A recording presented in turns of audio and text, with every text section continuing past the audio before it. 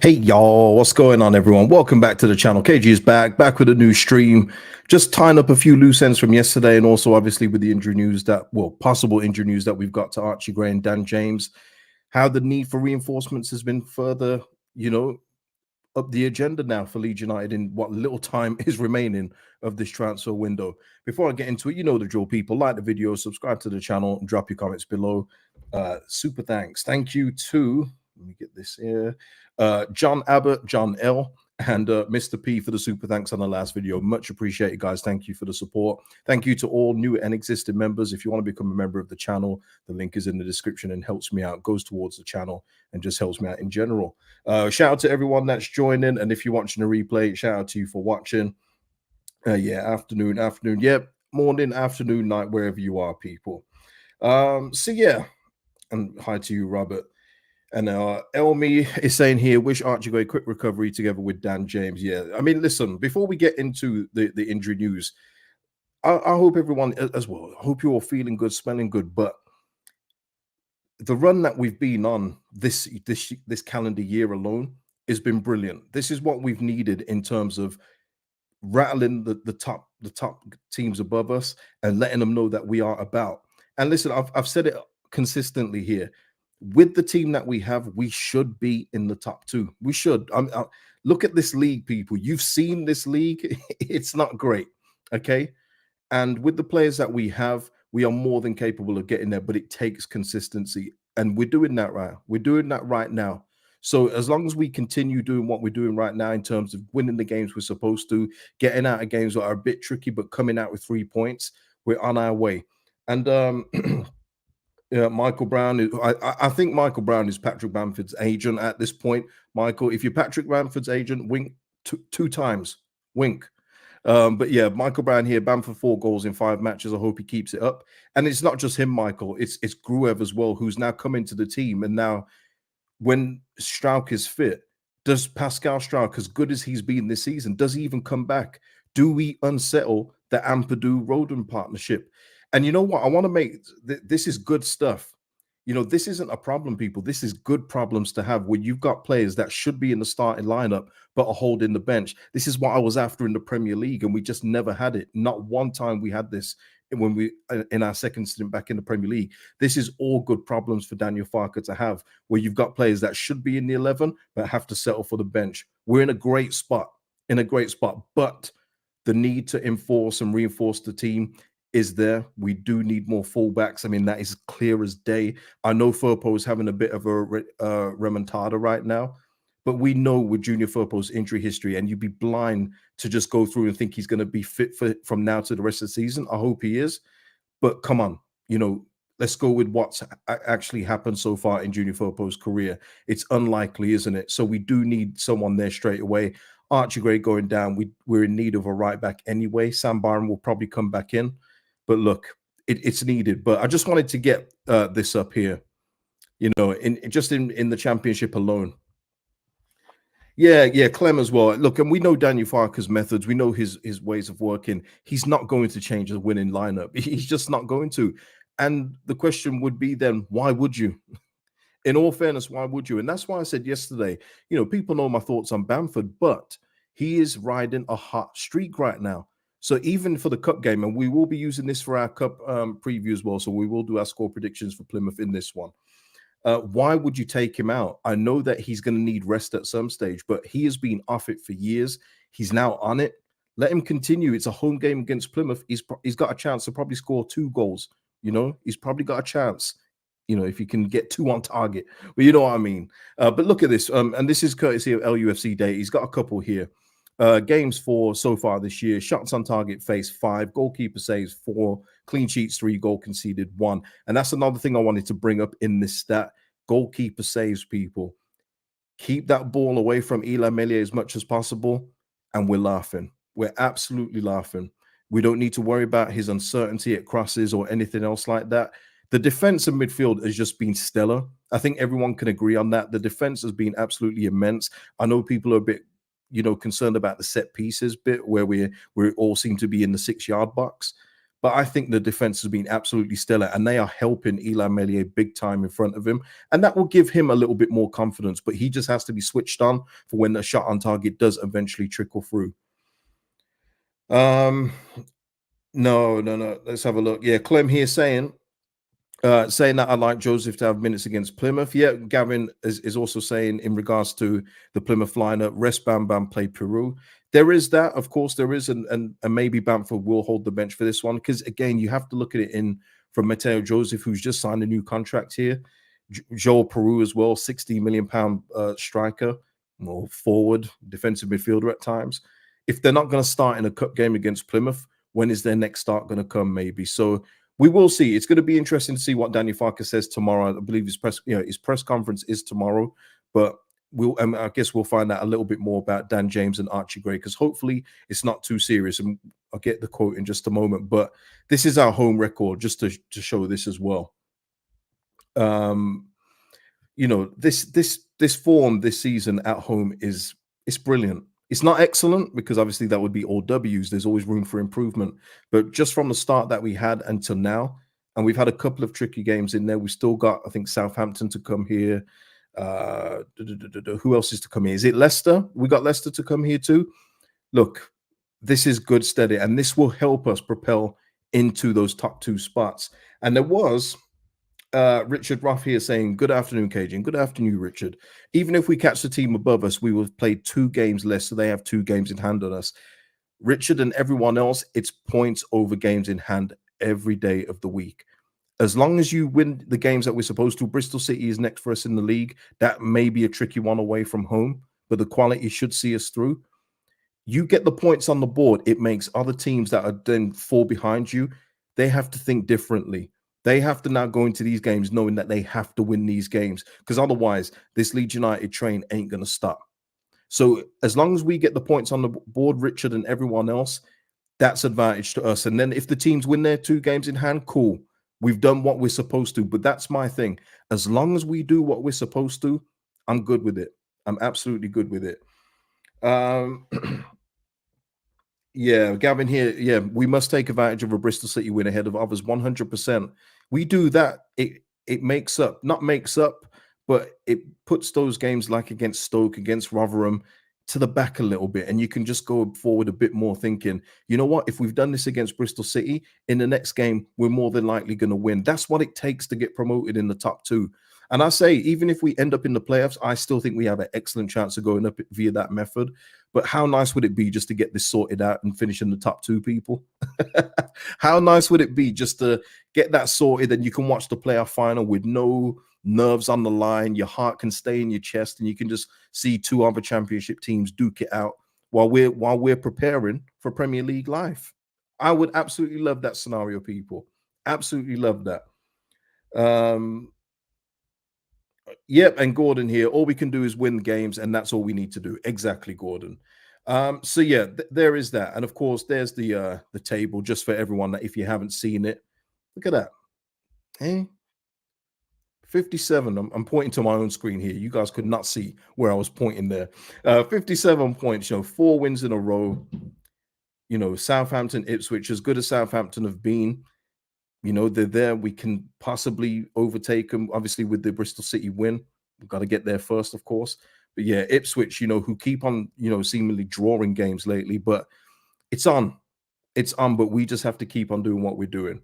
Yeah, Pete, thank you. Yeah, agree with KG. Points on the board, always over games in hand. Forget games in hand. It's a different mentality when you've got games in hand because you know what you have to do then. When you've got points on the board, you can sit back and relax and say, all right, come and catch us up. But yeah, in terms of that, of course, the injury news came. Let's have a look. Yes, Daniel Farke just saying there, Dan James suffered an adductor strain, very likely to miss Saturday's FA Cup tie. Gray overstretched his knee, but Farke says he's cautiously optimistic that ligaments are fine and not long-term. So either way, I would not expect to see these 2 players play this weekend. And I think that would be the sensible thing to do. Dan James is definitely ruled out, but Archie Gray should definitely miss this one. I can see Sam Byram stepping in for this game. But yeah, it just highlights the need as well when you add it to a couple of other injuries we've got as well with Pascal and everyone else. The unavailability of Charlie Creswell, that we do need defensive reinforcements. Keep seeing the Manuel Benson thing being popped around. Still don't understand that unless we are losing a winger.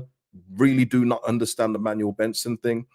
But I'll speak about that more if anything concrete comes through. But we need defensive reinforcements, people. Gavin here, oh Gavin, you're wishing a lot here. Give Archie a 3-match rest. Well, it all depends, isn't it? And I guess Daniel Farker will probably provide us with a little bit more information tomorrow. But if he's out for a few weeks, then we'll have no option to give him rest. But I think as soon as Archie's fit again, he comes back in the team. He likes what he likes, Daniel Farker, and he likes what he sees with Archie Gray at right back. Um, this guy is such a troll, man. I just leave him in there, man, because he's amusing, man. He just embodies the faceless troll of the internet, man. It's funny. Gordon White, who is this new signing called Furpo? I don't know, man. Listen, Furpo is doing well. I'm not going to take that away from him, but we're just one little piece of news away from saying Junior Firpo is out for 6 weeks with a new strain, and then we're back to square one. And that's why even in all the good moments, what we've got now with currently Bamford and Firpo and everything else like that, the good form that they are showing, we can't be blind to the fact of their recent history. Now, history is there to be broken. Of course, they could go on from now to the end of the season, play every single game, but the unlikelihood of that is there, isn't it? So we're already being reactive in this window. We haven't been proactive. If we were proactive, we would have had signings in from the first week of the window. Let's go and get these players in that can help us out for the rest of the season and move on. Obviously, the Bed Gumfrey thing is pretty much dead. It looks like he's going on a permanent move elsewhere, but we do need some reinforcements at the back. And loan signings, I've said it already, if they don't fit in the plans long term, loan signings are cool with me. Just get us over the line, then the 49ers can do what they can do in the summer and get some real players in of Premier League quality. Chris. Firpo and Bamford will be injured immediately after the window closes. Imagine that, Chris. But if even in the likelihood of that, that's why Leeds United do need to get on it now, get themselves covered and get the players to come in. Okay. And it really is as simple as that. I haven't seen any concrete links. I haven't seen any news, even the one I got from an intermediary where Leeds United are looking at a certain winger. He says there's nothing else to follow up on that one. So got no idea. I'm guessing news will come out the blue as it always does with the 49ers, but I haven't seen any credible links. And that's why I haven't put anything in the title, because there is nothing to talk about in terms of links, but we do need players. Yeah, Gil, exactly. There have been no concrete links, none at all, none at all. So there's no point even, guessing or speculating of who we are going to get, because nobody knows at this point. Nobody. Danny, though, saying, I've got a really bad gut feeling we don't get anyone in. We shall see, Danny. I hope that's not the case, but I can obviously, I'm sure you are as well. I hope you're wrong about that. Ian saying Leeds will do the usual wait till deadline day. A lot of teams do, Ian. It's just the way it is. Everyone panics. Everybody realizes who can go, who can leave, what they can get for certain players because certain teams are desperate. We see it all the time on deadline day, don't we? It's not usually the big, better deals that get done. It's usually the ones where it's like, oh, that guy really moved there. That's an odd one. You know what I mean? That's an odd transfer. You see it all the time. It's like, he's going there. But look, if that's what we have to do, as long as we get it done at this stage, we get it done. Mr. P left something in his super thanks saying he wanted something at the start of the window, and now he would settle for something else. I'm not there, people. I don't. We've done that so many times through our transfer windows where we're desperate for players at the start of the window, and as it comes closer to the end, we'll take anything. No.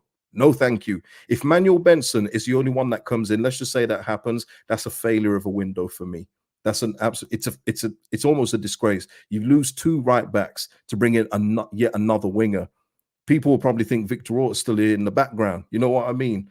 You have to make sure that you get your needs fulfilled in all walks of life. You know what I mean? I've seen that, Gavin. Palace offer 80 million for Blackburn's Wharton. Is he that good? I don't know. I don't know if that's a real thing that's happening, Gavin. You may have more information on that, but man, 80 million is a lot. And Palace, they still didn't seal sealed the deal for the Peterborough centre back, the one I mentioned earlier this month, who I would love Leeds United to try and sign because I see him playing for Leeds United in the Championship and in the Premier League. I think he's got heavy potential. What's his name again? Ronnie something. I've forgotten his name. There's so many names. Ronnie. Come on. What's his name? Ronnie. You know what? I can't remember people. Does anyone remember the name of the Peterborough centre back? But yeah, I'm not sure about 80 million, but yeah, it is what it is. Palace don't really have that kind of money, so it would surprise me if it was that, but maybe it's after add-ons and everything else after that. Ronnie Edwards, thank you, Gavin. Thank you so much. It's when you're thinking of so many names, you fire blank sometimes. Wait a minute. But yes. Michael here saying clubs being careful about spending due to FFP clamping down. Newcastle striker Callum Wilson being linked to Man United as they have to sell before they can buy. Yeah. And that's why they're trying to push through that Almiron deal to Saudi. So I think they can go in for Morgan Gibbs White. And yeah, if Callum Wilson, if they can get the 18 million rumour for Callum Wilson, that's excellent business, because as good as Callum Wilson is, and he is a good striker, man, he's just so injury prone. And that's the thing that puts me off about Callum Wilson, man. You see him, he lights it up for a few weeks and then he's out for 6 weeks with a knee problem. It's always his knees as well. And that's the downside of it. But when he's playing, he will give you goals. He will give you goals. So, but yeah, Newcastle are having to do business that way. And you see, even with Fabrizio Romano, if you look at his feed this month, it hasn't been as active as it has been in previous windows. There is like gaps. Fabrizio used to tweet nearly every hour, and I'm being generous with an hour, probably every half an hour. There's like hours in between stuff now because there just isn't a lot going on right now. 1414 York saying Farker's refusal to make subs early increases the chances as players are more likely to pick up muscle injuries when fatigued in later stages of the game. Yeah, there is that. Of course, there is. But it's one of those things now where if we keep mentioning it, it's just being repetitive, isn't it? We know what we're getting from Daniel Farker. We know that he doesn't change things unless he has to, like when Dan James went off at halftime. So even though you know or think you know what you would do in that scenario, right now things are working. Obviously, it's a conversation to have at the end of the season if in the end it doesn't work. And you can see where we could have been fresher, players could have been fitter, be more match fit and ready to play. But yeah, right now we know what we're getting from Daniel Farker. So it's just something that we have to bear right now, unfortunately. Gil here saying, I mean, it's funny you mentioned this, Gil. KG, what do you think to Calvin going to West Ham? I mean, it's almost like I was going to just have a quick word about this, Gil. But I was going to just say about this deal. Hold on a minute, Kevin. Let me just go on to this one first, because I was only going to mention this very briefly. But Gavin here saying Atletico bid 20 million for Matt O'Reilly. And I was bringing this up courtesy of Fabrizio with Brendan Rodgers saying Matt O'Reilly is a player they don't want to lose and he won't be going anywhere in January. He's not for sale, and they've immediately rejected a proposal from Atletico. And just remember, we was linked with Matt O'Reilly at the start of the season. And so that shows you Matt O'Reilly, maybe if we had got a bid in, could we have got him? Maybe. I don't know. But that shows you that the interest from Atletico is that's a big club. That's a big team. Champions League, perennial, yearly, Champions League team. Sometimes get to the final. So, that's the kind of player that we was linked with at the start of the season. And it's interesting, isn't it, now that he's been rejected a move to Atletico. Although I have seen Atletico being linked with a whole host of players, man. They're doing like a little scattergun approach at this moment in time. But yeah, 20 million, Darren. I know that's 2024 football, Darren. 2024. But going back to Calvin. Oh, by the way, before I go on to Calvin, I'm doing it again, innit? But Bradley Johnson. Remember last night I said about Bradley Johnson talking about the we thing for Norwich. I had a word with that guy. I had a word with him. Now I give him some stick, but he knew what he was doing. He knew what he was doing at the end, because it's like he's only getting into commentary now, so he's very new to it. But he said he did the same when he did a Leeds game the other week. He was talking about we, but obviously he was doing it for the Norwich side. I think East Anglia, whatever they're called. And he was talking about we for Norwich. He said it's something he has to cut out. So I gave him a bit of stick for that. But he's all good, people. He's all good. I've got to get Bradley back on again at some point.